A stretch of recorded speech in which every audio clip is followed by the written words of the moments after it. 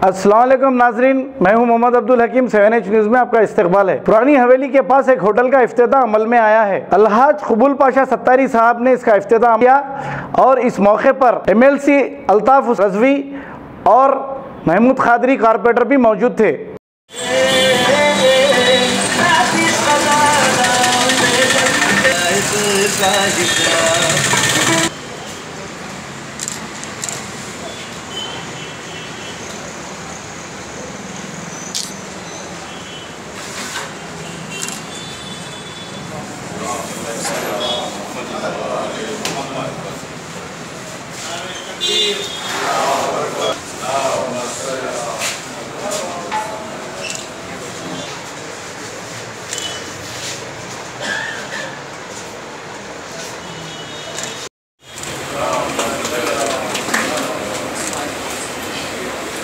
हमें इधर से इधर